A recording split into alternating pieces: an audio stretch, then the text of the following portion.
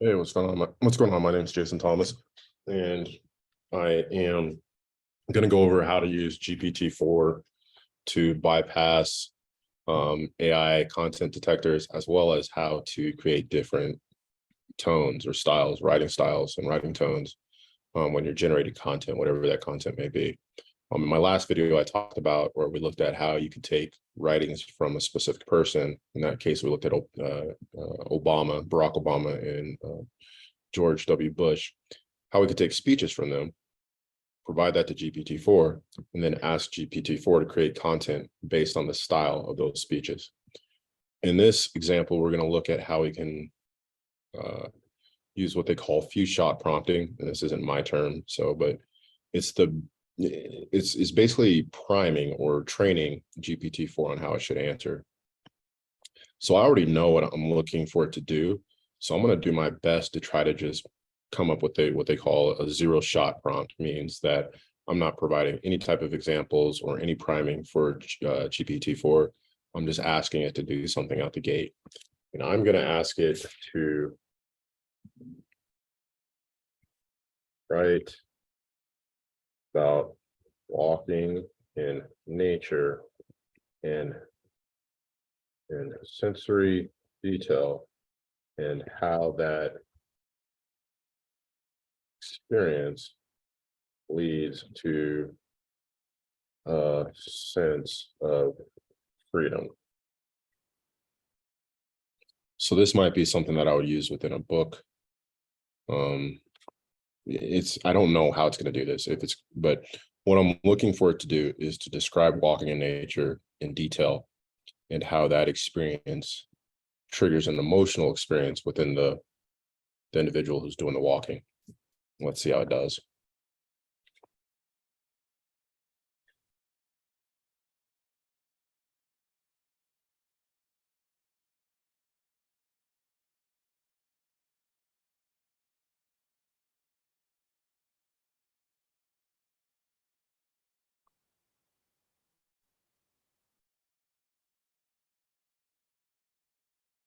Okay, so actually, I really like how detailed this explanation was.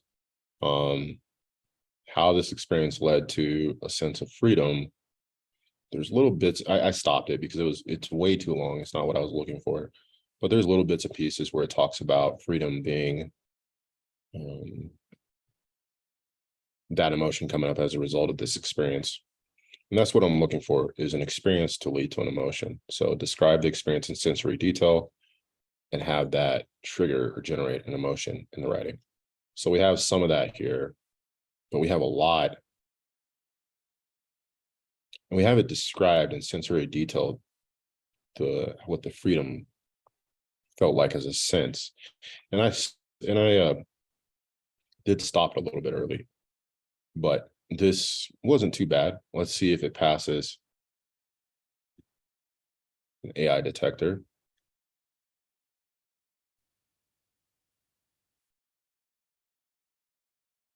All right, it does. Interesting. And it passed it quick too. So let's come over here, and this is an example of what I'm looking for. And this is what we call few shot, multi-shot prompting. I like to just call it priming. You're basically priming GPT-4 on how you want it to answer. The input is what I'm going to be putting in. And this is an example of this is an example of what I'm looking for. Driving in the mountains, sense of freedom. As I sailed through the mountains in my convertible with the top down, I smelled the fresh air and felt the wind caress my face and the sun on my warm skin. I was overwhelmed with a profound sense of freedom. That freedom coursed through my veins and birthed the thought, life is beautiful and freeing. And then I do something similar, walking in the park, sense of gratitude. This first part talks about all the sensory experience of walking in the park. And suddenly gratitude took a hold of me, and its energy brought euphoria to my soul. I couldn't help but break into a chorus of thank yous. And then I do the same thing. So these are examples I'm telling GPT-4 on how I want it to answer. So the first thing I'm going to do is I'm going to do what they call a one-shot prompt, which is I just provide it with one example.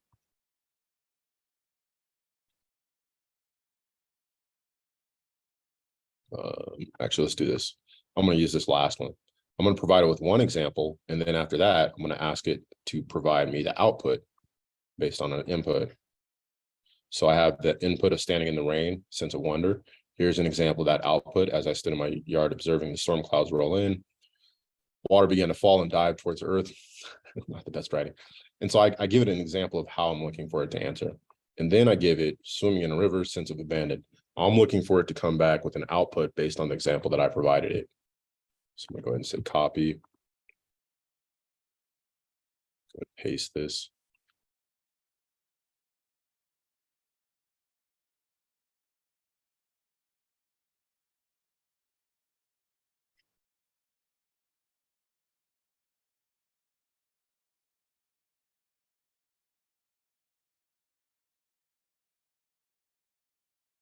And you can see this is doing a little bit different than mine, where I provide the sensory descriptions in the first part and then the emotion in the second part. It kind of combined the two. But you can see as far as what we had the first time, where it was in my opinion, it was longer than what I wanted. You can see that this output is about the same as the output here. So if I wasn't happy with this and I wanted to even provide more information on what I was looking for, that being said, I am happy with this.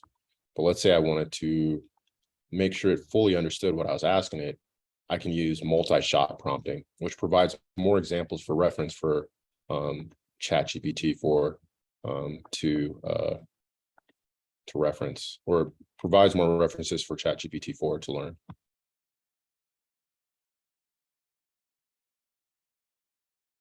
So what I'm going to do is I'm going to go ahead and put in all of those examples. And let's see what it comes up with now.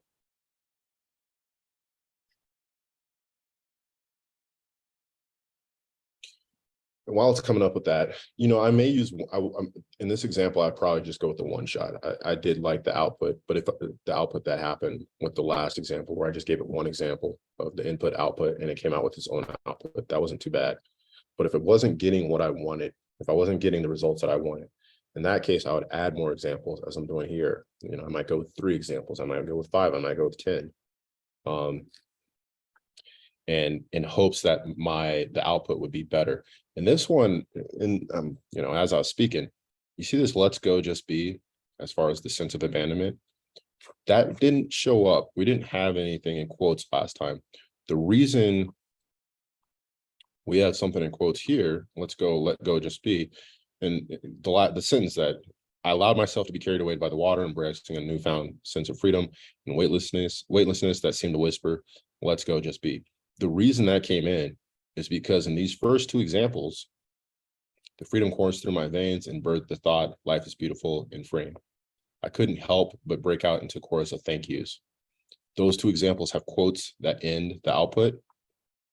GPT-4 picked up on that and it added that in its output as well. Whereas here, this was just a single example. And so based on that single example, this is what it came for output. The fact that I had more examples of what the prompt and the output should look like was able to provide me with something that was a little bit more accurate based on the first 2 examples. So as I submerged myself into the cool flowing waters of the river, very sensory, I felt the gentle current guide me along, enveloping me in its rhythmic embrace, so on and so forth. It's just going into this very descriptive words about the sensations of the experience. And then it starts to talk about that sense of abandonment. And I'm pretty sure this will bypass the AI detector. Oops, let me try clear.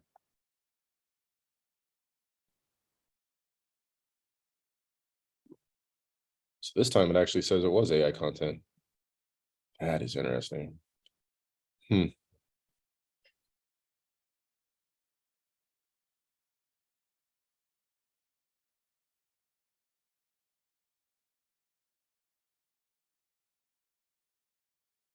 I don't know the difference. Why this one got picked up as AI content and the other one did not. But yeah, that's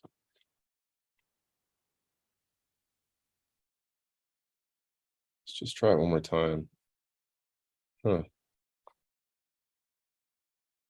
Yeah, so it does have that this got picked up. In that case, what I could do,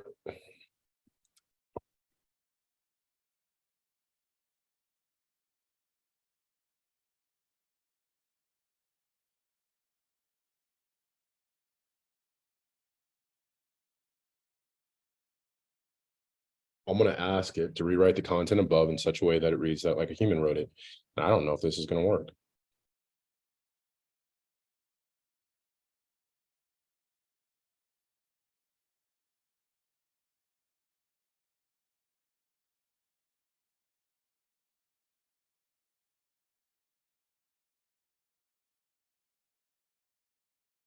Okay. So it rewrote it. As I look at it very quickly, pretty much the same content as far as the general message. Let's clear this out.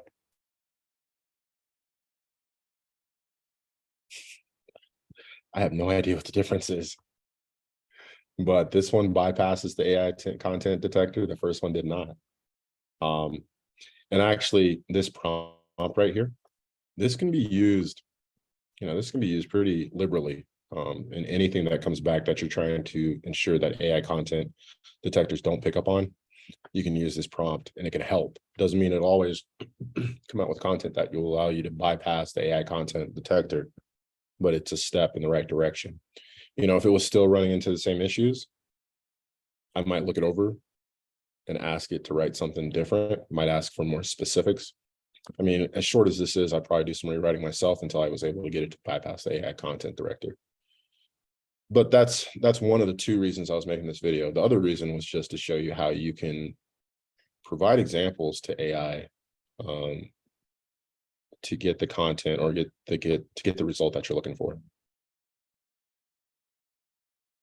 All right, let's look at one other example of multi-shot prompting or few-shot prompting. In this example, we have AI. We're asking AI to provide the sentiment of a particular tweet. And this could be, the use case for this is if you wanted to create an app that looked at tweets and said whether the tweet was positive or negative. If you're using the API, this portion within the API call would be used.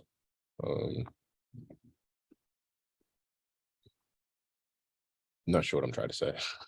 This portion would be used within the API call so that you could basically get a sentiment on a tweet. And that's how to create that. It's a much longer discussion how to create that app. But what I want to show, so let's go ahead and copy this. Let's come back to GPT-4. Let's go ahead and paste that. And first thing I'm going to do is just go with the one-shot prompt. So I'm going to take out these two.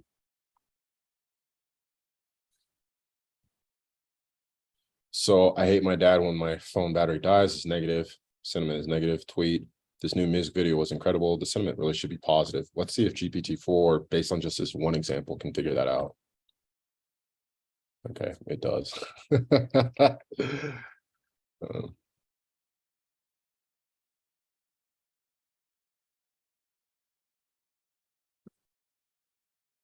The new music video was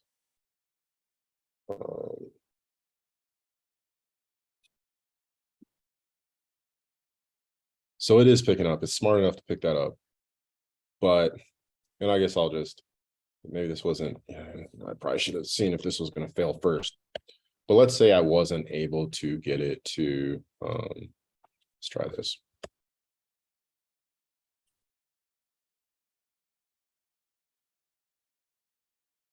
Okay.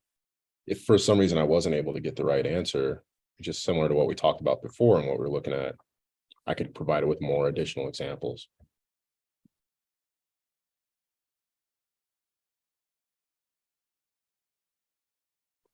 So you can see when I changed this new music video, it was gaudy, it was negative. When I said it was incredible, it was positive. When I said it was long, it said it was neutral. Let's see if I change one word and say the music video was too long. It's negative. So this example kind of was just redundant of what I looked at the last time, just showing you how you can use what they call few shot prompting or multi-shot prompting to prime and to train GPT-4 on what you're looking for. And so in this case, this is yet another way, in this example, this is another way, yet another way to influence the style of how GPT writes its content. In the example above, this is just to train GPT on how it should answer things too. You'll notice that it didn't go into this long, drawn out explanation. It just said negative, positive based on what it's seen. What it sees here is that this is how it should respond, is with positive, negative, neutral. So thanks for watching the video. If you like the video, please hit the like button, subscribe, comment. What do you use for prompting? What are your tricks and trades when it comes to prompting GPT-4? And thanks for watching.